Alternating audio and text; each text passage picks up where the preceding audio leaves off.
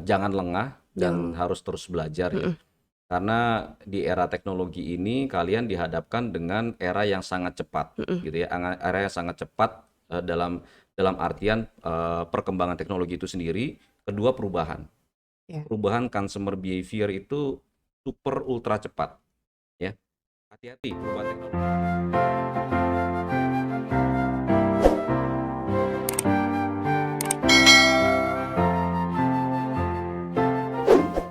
Halo Sobat YBHK, kembali lagi bersama kami di podcast YBHK yang ke-12. Nah, sekarang aku udah ditemenin dengan seorang alumni Tarsisius 2 yang sudah sukses. Namanya adalah Budiasto Kusuma. Tapi sebelum kita lanjut lagi ke pembicaraan yang lebih lebih panjang gitu ya, gimana kalau misalnya kita buka masker ya Kak, biar lebih enak gitu ngomongnya. Karena kita udah menjalankan protokol kesehatan yang sangat-sangat ketat. Oke. Kita buka masker aja kali ya Kak. Ya.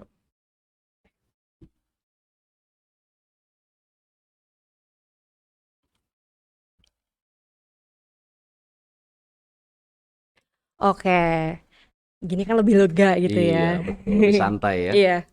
Jadi Kak Budiasto boleh kali Kak perkenalkan diri dulu, Kakak tinggal di mana, Kakak dulunya kuliah di mana gitu, sekolah di mana Boleh, gitu. boleh. Iya. Yang pasti saya alumni Tarsisius Iya, benar. 2 ya, SMU Tarsisius Mm-mm. 2, angkatan 98. Kebetulan waktu itu diberi kesempatan masuk ke jurusan IPA. Iya, S1 saya kebetulan di bidang informatika, iya. saya ambil jurusan di manajemen informatika di Bina Nusantara. Binus. S2 saya kebetulan di bidang magister manajemen di marketing ya. Oke. Kebetulan waktu itu saya ambil dari beasiswa kantor di PPM ya, Oke. PPM Wah, di dapat Tugutan. beasiswa keren Kak. Iya, saat itu ya itu bagian dari penghargaan saya waktu berkarir ya. Iya. Saat ini kesibukan saya lebih ke bisnis ya. Mm-mm. Bisnis kebetulan saya mendirikan satu perusahaan teknologi bernama Digital Mediatama Maxima Tbk Oh iya. di tahun 2015 ya. Nggak terasa kita di tahun 2019 Oktober Mm-mm. itu kita menjadi perusahaan publik. Kita go publik Oh, dengan wih kode keren. saham DMMX ya, Oke. gitu saat itu gitu ya. Nah itu kita dapatkan berdasarkan berkah yang luar biasa dari Tuhan Iya gitu ya. benar. Kita tidak menyangka juga perusahaan yang kita buat ini bersama teman-teman di saat itu yang bergerak di bidang platform Mm-mm. digital Iya. khususnya untuk retailer retailer di Indonesia dan Mm-mm. consumer gitu ya kira-kira begitu. Oh, dulu pas masa-masa kuliah Kakak, masa-masa sekolah Kakak di SMA Tarsius 2 gitu kan Kak. Kakak tuh ngambil kegiatan apa aja sih Kak, ekskulnya gitu? Oke, dulu saya ya namanya anak SMA ya, Mm-mm. jadi cukup cukup fun sambil belajar gitu Mm-mm. ya, bersama teman-teman. Saya nggak banyak mengambil kegiatan yang spesifik, Mm-mm. tentunya saat itu karena fokus ke pembelajaran ya, Mm-mm. dan bermain juga sih Iya gitu benar ya. benar benar. Jadi saya ambil yang lebih ke ekskul basket Mm-mm. saat itu. Lalu juga banyak yang informal, saya ngeband dengan teman-teman Iya. sekelas saat itu ya. Mm-mm.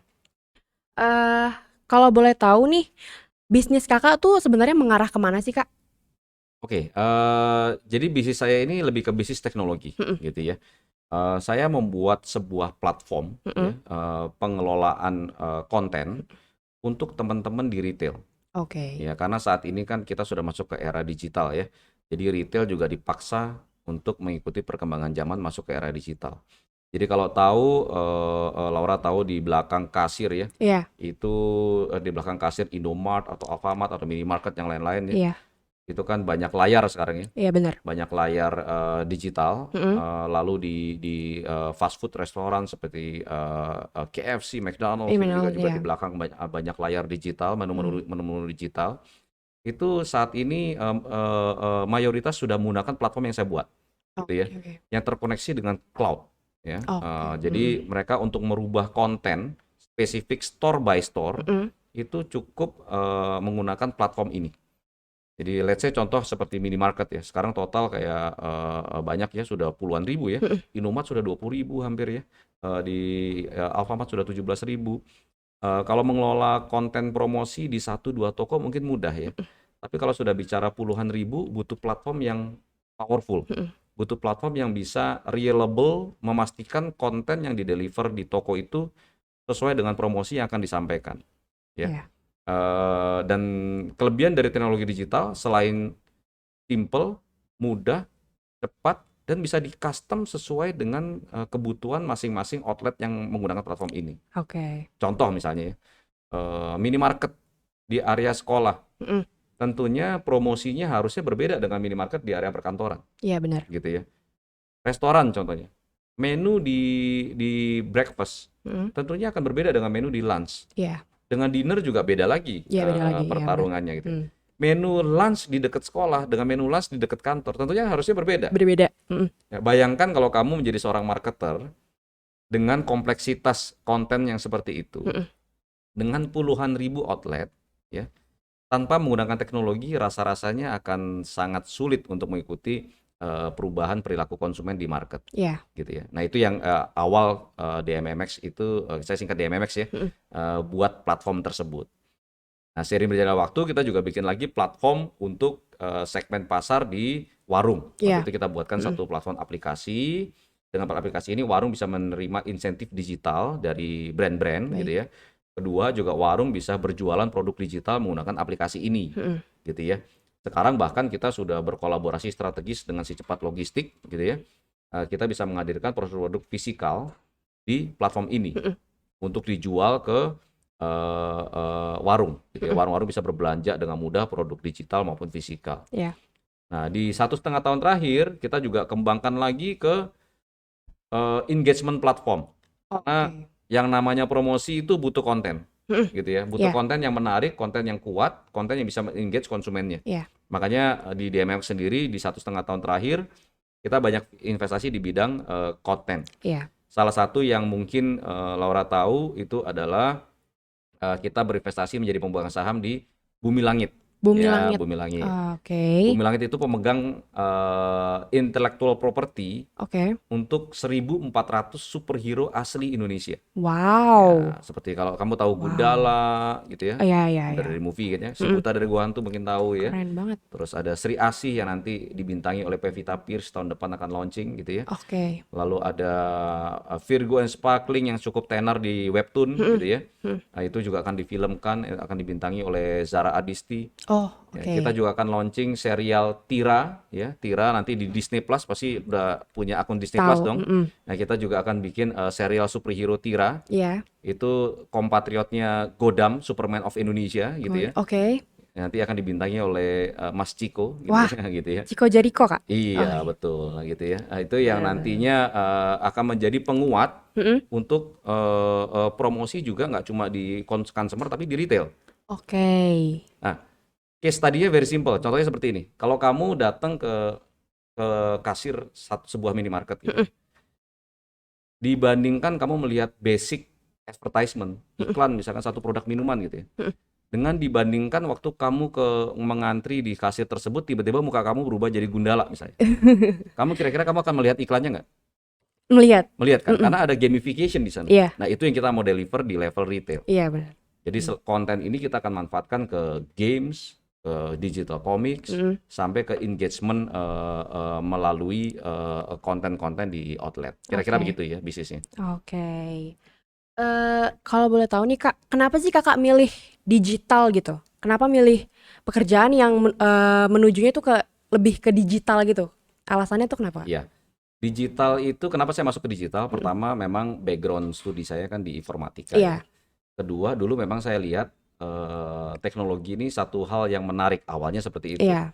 Ternyata setelah saya menjalani kehidupan, menjadi karir saya, teknologi itu bukan hanya menarik, tapi sudah menjadi mandatory. Oke. Jadi manusia sudah tidak bisa lepas dari teknologi. Iya, benar. Ya, dunia semakin pintar Iya. di era informasi ini. Jadi saya lihat yang namanya teknologi itu sky is the limit. Oke. Ya. Mungkin saya kasih case studies lagi ya, biar kamu ada analoginya. Dulu jaringan hotel terbesar adalah Hilton ya. Oke. Butuh berapa tahun Hilton menjadi jaringan hotel terbesar di dunia? Berapa tahun tuh, Kak? Wah, itu puluhan tahun karena dia bangun Wow. 1 hotel, 2 hotel, Oh 3 iya, hotel. Tiba-tiba ada sebuah startup yang namanya Airbnb gitu ya. Airbnb, oke. Dia membuat sebuah platform Mm-mm.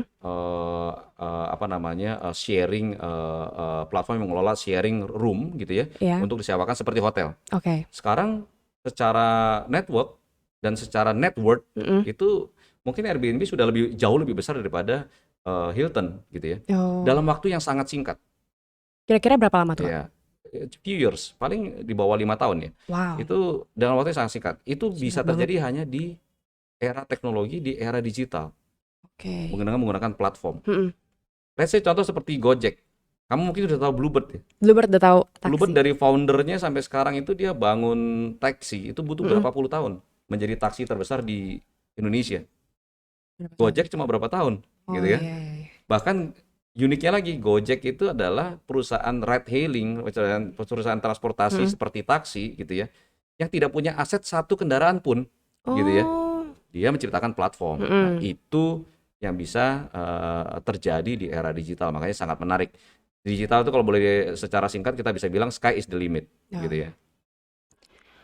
terus boleh dong Kak kasih tahu nih Kak, salah satu peluncuran Kakak yang sudah Kakak kembangkan gitu, yang sudah berhasil Kakak kembangkan tuh apa aja Kak kira-kira?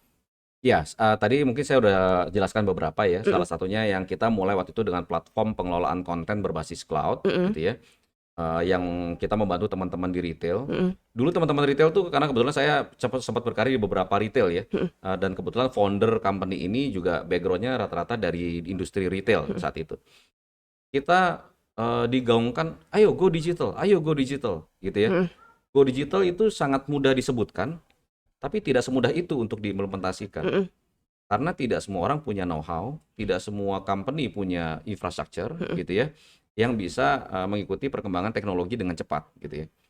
Nah, waktu itu kita berlima, kita berkumpul, kita lihat ada ceruk pasar ini. Makanya kita Oke. buat Mm-mm. platform ini ya. Ya. Platform ini kita buat si teman-teman di retail itu semudah mereka tinggal tunjuk tokonya, Mm-mm. sisanya yang lakukan digitalisasi adalah company saya.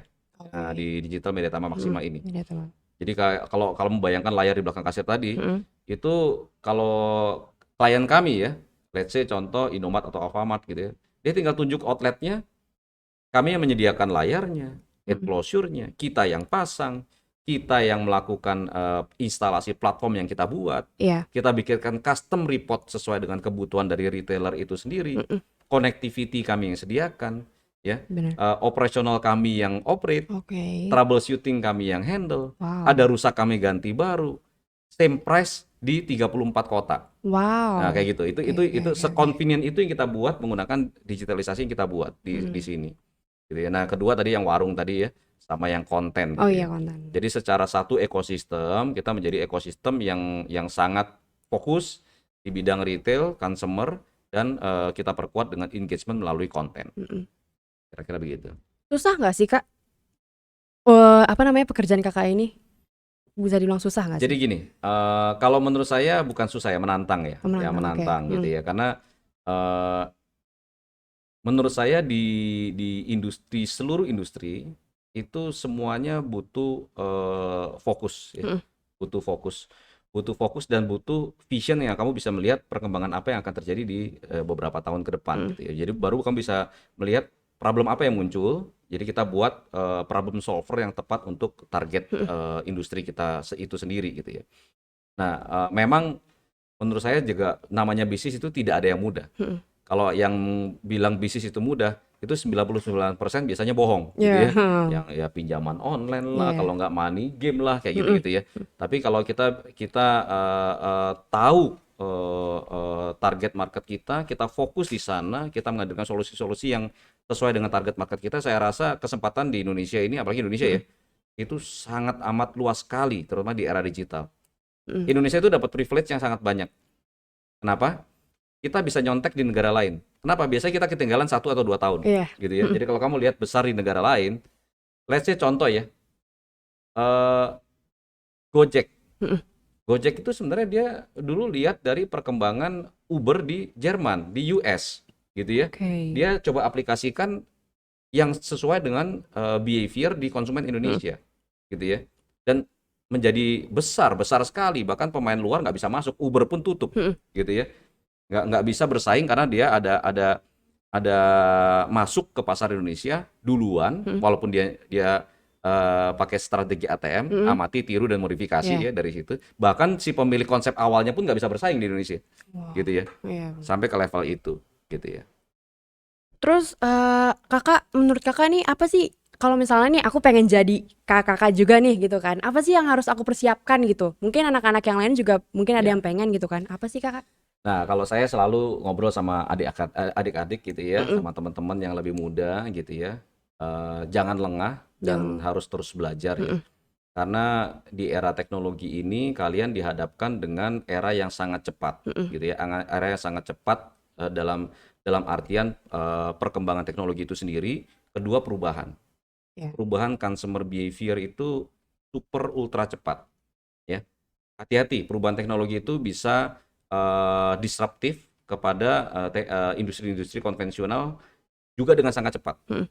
Saya dulu pernah mengalami berkarir di industri fotografi, masih ingat ya fotografi ya. Iya. Zaman dulu orang motret tuh bisa ditebak, kalau nggak 24, 36. Karena filmnya itu isinya 24 sama 36, Oh ya. gitu ya. Mm-mm. Sekarang kalian motret ya, itu bisa ribuan di satu mobile Mm-mm. phone-nya. Tapi pernah nyetak nggak? Pernah. Tapi nggak sesering orang zaman dulu kan? Iya, iya Karena benar-benar. orang zaman dulu penasaran, ada unsur penasarannya. Dia habis motret, fotonya kayak apa ya? Iya. Mesti dicuci dulu. Habis cuci, at least cetak satu gitu ya. Mm. Ya paling nggak cetakan juga simple. Kalau nggak 24, 36 paling banyak di toko-toko foto. Mm. Suddenly, begitu pindah ke teknologi smartphone, tiba-tiba industri cetak hilang, gitu Kenapa tuh ya. kak? Karena orang sudah nggak nyetak lagi, Oh gitu iya, ya. iya, iya. Kayak kamu, mungkin foto kamu lebih banyak di sosial media daripada Iya. di foto album, ya kan? Iya benar. Zaman dulu kebalik, di foto album jauh lebih banyak, sosial medianya belum ada, gitu kan? Oh Kan gitu. iya. Zaman Mm. dulu nggak ada tuh yang namanya Facebook gitu ya, Instagram atau gitu-gitu. Instagram, Oh. apalagi TikTok gitu ya, kayak gitu ya, belum ada Benar, gitu benar, ya. benar. Zaman sekarang orang goyang dikit motret, makan Iya. kameranya dulu yang makan, dipotret dulu Iya baru benar. makan gitu Heeh. ya, kayak gitu ya. Zaman dulu mau motret mikir, Eh, kenapa? Loh filmnya mahal kan, gitu kan? Kalau iya, dia masih beli 24 atau 36 iya, gitu ya. iya. Nah itu era-era yang akan terjadi gitu ya. Sebentar lagi akan ada electronic vehicle, mobil listrik. Mm-mm. Tentunya juga akan disruptif ke beberapa industri ya, kayak industri otomotif tentunya, Mm. industri pom bensin akan terpengaruh, industri kelistrikan di rumah tangga akan terpengaruh Mm-mm. gitu ya. Dan itu akan bergerak sangat cepat. Kalau kalian tidak siap mengikuti perkembangan teknologi, tidak ada willingness untuk selalu belajar di sisi perkembangan consumer behavior, dikhawatirkan tidak bisa bersaing di masa mendatang. Oh. Tapi kalau bisa mengikuti terus, wah itu very fun, Oh. very fun. Mm-mm. Dan sky is the limit. Saya dulu juga nggak bisa membayangkan company yang saya bangun berlima dengan teman-teman saya itu, gitu ya, bisa public listed waktu itu dengan market cap sekitar 1 triliun lebih ya. Sekarang mungkin dengan harga saham saat ini di MMX market cap kita sudah 20 triliun gitu ya. 20 triliun. 20 triliun Wow. gitu. Keren banget. Itu bisa terjadi karena Mm-mm. kita pilih segmen yang tepat, which is di bidang teknologi. Iya. Gitu ya. Itu saya rasa anak-anak muda seperti kalian Wow. punya kesempatan yang sangat luas untuk ke sana ya. Gitu. Berarti kita nggak boleh lengah nih, guys, gitu kan. Kata kakaknya tadi kita nggak boleh lengah nih, biar kita bisa memahami lagi nih apa tuh era digital tuh biar lebih paham gitu kan, Kak. Iya. Terus kakak dulu kakak dulu. Eh kakak udah bekerja di dunia era digital ini udah berapa lama sih, Kak? Sebenarnya unik. Kalau saya rada unik. Saya memang S1 saya kan di bidang informatika ya. Mm-mm. Karir pertama saya waktu itu tentunya kalau baru lulus kan idealis dong. Mm-mm. Saya mau jadi programmer. Saya jadi benar-benar jadi programmer saat itu ya. Oh.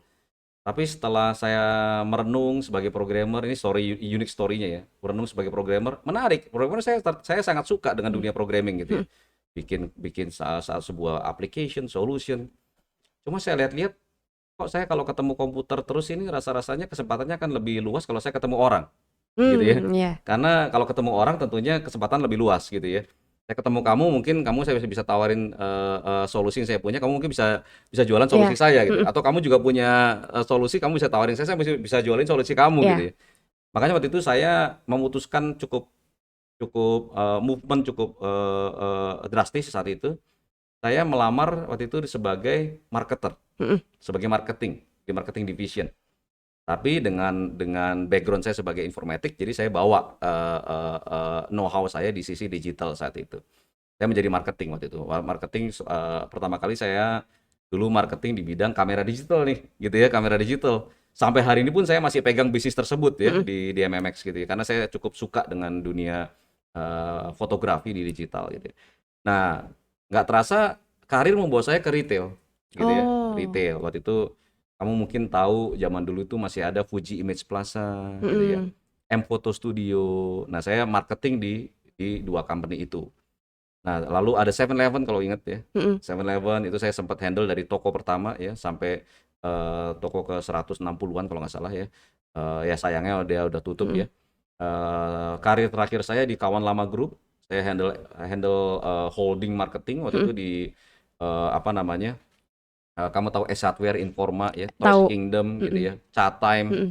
ada Gindako sekarang ya. Oh ya. Ya kayak gitu, Bebek Tepi Sawah ya. Wah. Itu kebetulan waktu itu saya menghandle itu. Nah, itu memunculkan ide waktu itu saya membuat platform ini gitu ya. Hmm. Platform ini dan ternyata ya Tuhan memberikan berkat yang luar biasa hingga ide saya ini diterima oleh retailer hingga kita diberikan kesempatan sampai menjadi public listed company. Oke. eh Menurut kakak nih, kenapa sih era digital itu penting banget untuk apa namanya, untuk kalangan remaja gitu kak? Mungkin nggak cuma kalangan remaja ya. Mm-mm. Hampir digital segmen digitalisasi ini sudah merambah ke semua segmen ya, dari tua, dari muda sampai tua sampai ini. Sekarang orang-orang oma-oma aja kalau ke mall harus buka aplikasinya Peduli Iya, Peduli Lindungi gitu Lindungi, ya, iya. scan dulu Mm-mm. ya. Dulu kok nggak bisa ya Mm-mm. disuruh belajar, tapi kalau kalau kondisi sudah memaksa ternyata bisa juga Mm-mm. gitu ya memakai itu. Harus pakai digital money, Iya. akhirnya juga mereka terbiasa. Mm-mm. Begitu ada promo buy one get one free, tiba-tiba oma-oma bisa bisa pakai digital money Iya. tuh, gitu ya. Jadi kenapa menjadi menarik? Digital di Indonesia itu sekarang sudah sangat siap ya. Di Indonesia ini sudah sangat siap untuk masuk ke era digital ya. Kenapa? Populasi Indonesia sekarang 200 juta lebih ya. Mm-mm. Yang sudah terkoneksi dengan mobile internet ya. Itu sudah 340 juta gitu. Oke. Sudah melebihi dari populasi itu sendiri. Mm-mm. Artinya kalau dikatakan siap atau tidak Indonesia masuk ke digital, sudah lebih dari siap, Oh. gitu kan. Makanya seluruh industri ya sudah menjadi kewajiban mereka Wow. Mm-mm. untuk masuk ke segmen ini, Mm-mm. ya. Kalau enggak mereka akan dilibas. Sekarang kamu boleh name it lah. Restoran mana ya saat ini yang tidak punya order online, gitu ya. Mm-mm. Biasanya tidak lebih ramai daripada restoran yang sudah punya order online, Mm-mm. ya. Toko mana yang tidak punya order online? Iya. Ya, dia punya order online pun dia belum tentu survive. Apalagi dia tidak punya, gitu ya. Nah, itu kamu bisa lihat beberapa perusahaan pusat pembelanjaan yang tidak punya unique selling point yang kuat ya. Itu banyak yang mulai sepi, gitu ya. Di pusat perbelanjaan kamu boleh datang ke daerah Glodok atau ITC itu lihat nggak seramai dulu waktu zaman saya ke ke ke ini ya ke area pembelanjaan. Tapi di sisi lain yang berhubungan dengan digitalisasi di retail-retail yang segmentasinya lifestyle itu Mm. naik gitu ya. Oh Sampai iya. sekarang tempat-tempat F&B seperti Starbucks gitu ya, atau Taco Bell atau Subway yang ngantri sampai gitu banyak gitu ya. Mereka viral karena digital gitu Wow. kan. Karena banyak komunikasi melalui social media, digital marketing ya, lifestyle-nya juga masuk ke lifestyle kekinian gitu ya. Tiba-tiba mereka menjadi boom dalam waktu yang singkat karena digitalisasi gitu ya. Nah, itu kamu bisa lihat essence-nya bahwa digital itu bukan cuma menarik untuk dipelajari tapi wajib, sudah menjadi kewajiban Mm. untuk kita masuk ke ranah tersebut. Mm. Kalau enggak akan digilas oleh perkembangan zaman ya. Tadi kan kakak udah menyebutkan nih, nama perusahaan kakak adalah Digital Media Tama Maxima. Iya. Kalau boleh tahu udah berapa cabang tuh kak yang udah banyak di kota-kota gitu? Udah Kita berapa saat cabang? ini sudah di 34 kota di Heeh. seluruh Indonesia. Akhir tahun ini kita akan buka satu cabang lagi di Papua. Heeh. Karena di Papua sendiri juga sekarang ini pemerintah juga banyak membangun di sana ya. Jadi kita tahun ini harusnya ada 35 cabang ya Dia belum di cabang. seluruh Indonesia. Gitu. Apa nih kak tips-tips untuk anak muda sekarang biar bisa paham dengan digital gitu kak? Menurut Ya, kakak apa nih tips-tipsnya? anak muda sekarang ini lahir dengan privilege ya. Mm. Dengan privilege apa? Kalian sudah masuk ke era digital. Mm. Zaman dulu saya kalau mau bikin clipping ya, Mm. mesti beli majalah, beli koran, saya gunting-gunting gitu ya. Sekarang kalian cuma tinggal buka di Google aja selesai. Iya. Ya kan, cari sourcing informasi segala macam selesai. tentunya kalian akan lebih mudah untuk masuk ke era digital karena kalian udah punya behavior digital sejak lahir gitu ya. Lebih banyak mengenyam behavior digital di umur kalian. Nah, tentunya digital itu adalah never ending learning. Iya. Karena pertumbuhan akan terus terjadi di era digital. Saat ini mungkin Laura tahunya sosial media, Iya. ya IG, Facebook, TikTok. 5 tahun ke depan mungkin kita sudah masuk ke metaverse yang sudah di announce sama Mark Zuckerberg, pendirinya Facebook. Oke. Tiba-tiba semua masuk ke virtual Mhm. reality gitu ya.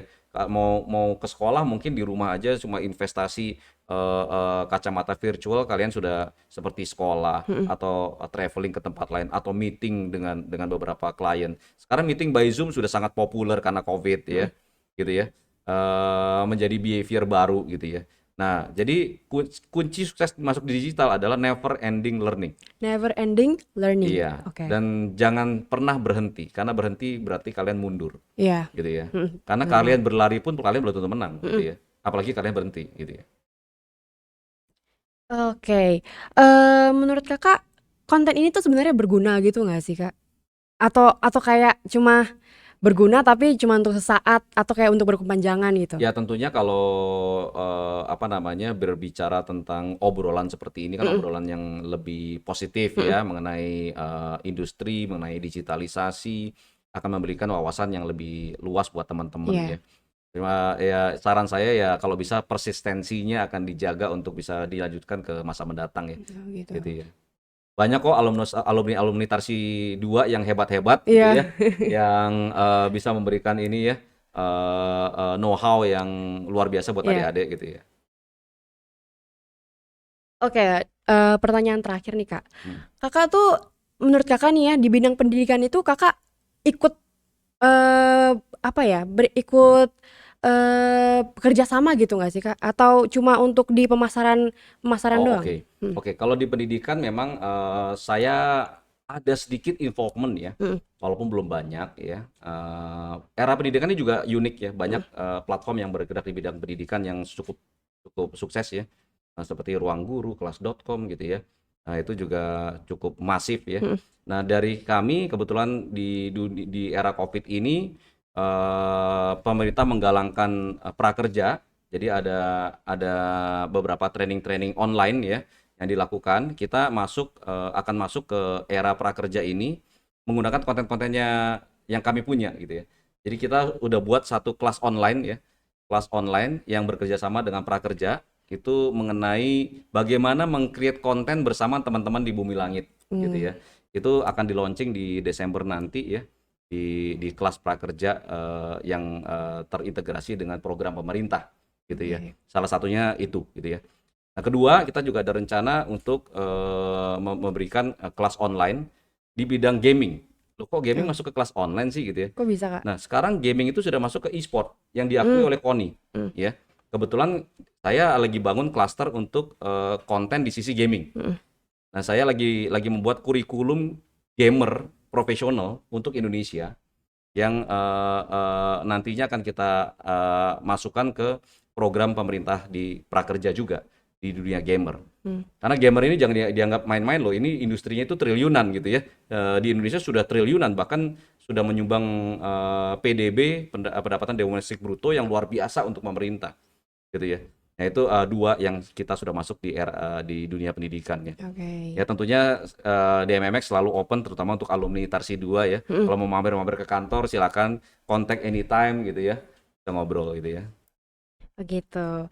Berarti ingat ya guys, kita tadi udah dibilangin sama Kakaknya itu, apa yang harus dipersiapkan yaitu tadi jangan lengah dan, Kak Budiasto sendiri itu tadi bilang kalau misalnya digital ini adalah never ending learnings gitu kan, Kak? Iya betul. Dan kayaknya cukup sekian deh untuk podcast kita pada hari ini.